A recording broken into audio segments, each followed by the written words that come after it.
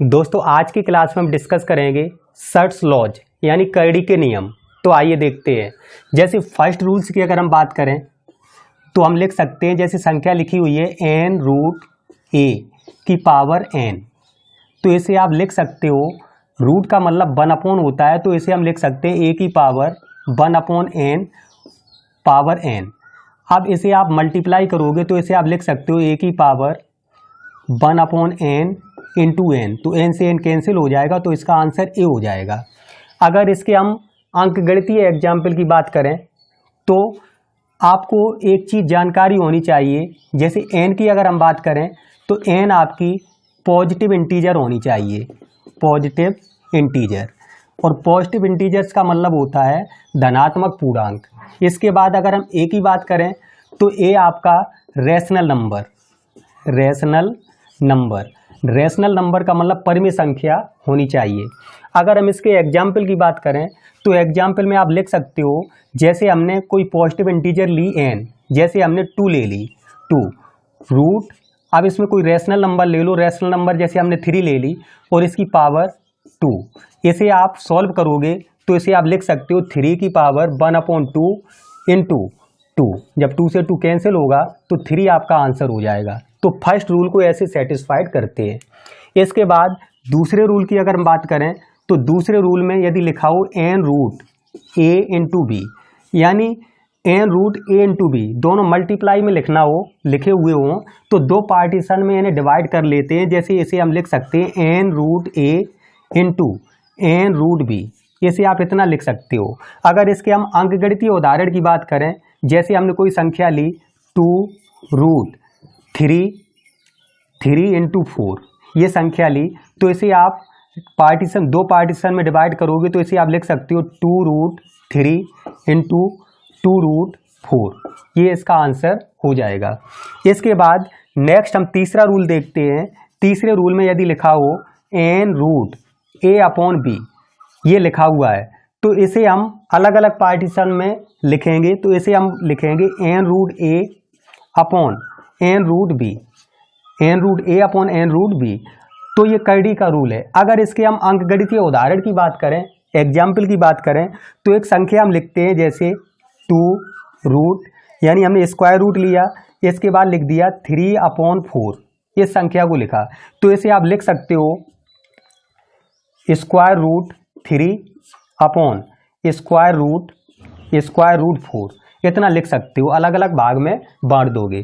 इसके बाद तीसरे रूल के बाद चौथे रूल की बात करते हैं, तो चौथा रूल आप देखेंगे। तो आज की क्लास में हम डिस्कस कर रहे हैं सर्ट्स लॉज यानी करडी के नियम। तो करडी इंपॉर्टेंट टॉपिक है, आप करडी को कैसे सॉल्व करेंगे, तो ये सारी चीज, सारी डिटेल्स आज के टॉपिक में हम डिस्कस कर रहे हैं।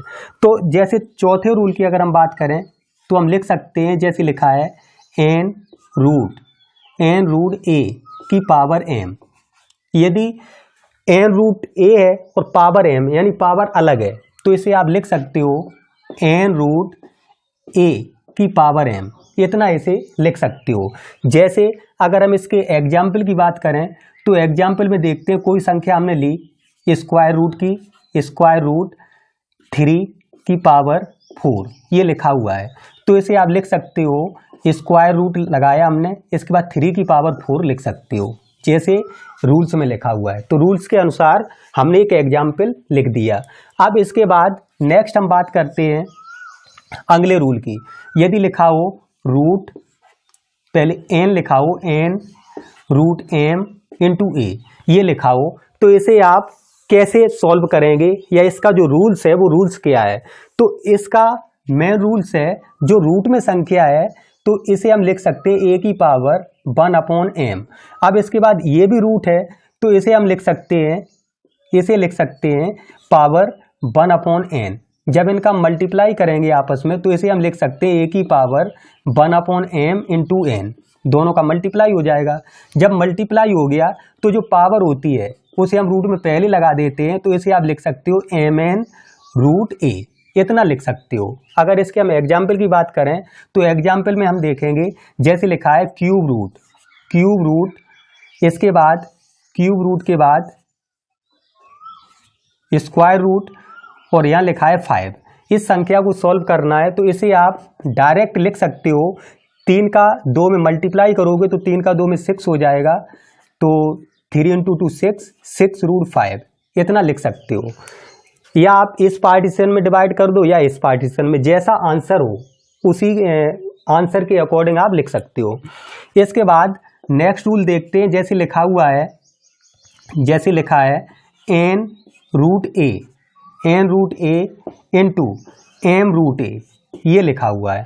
तो इसे आप, इसका जो रूल है वो है, हम इसे लिख सकते हैं a की पावर 1/n इंटू a की पावर 1/m। इसके अलावा जो घातांक थे, घातांक वाले चैप्टर में हमने आपको बताया था कि जब बेस समान हो तो मल्टीप्लाई करने पर घातें जुड़ती हैं, तो दोनों घात जोड़ देंगे तो इसे हम लिख सकते हैं a की पावर 1/n प्लस 1/m। ये आपका आंसर आ जाएगा। अगर इसके एग्जाम्पल की बात करें तो हमने एक क्यूब रूट का उदाहरण लिया, क्यूब रूट 5 इंटू इसके बाद 2√5, क्योंकि बेस समान होना चाहिए।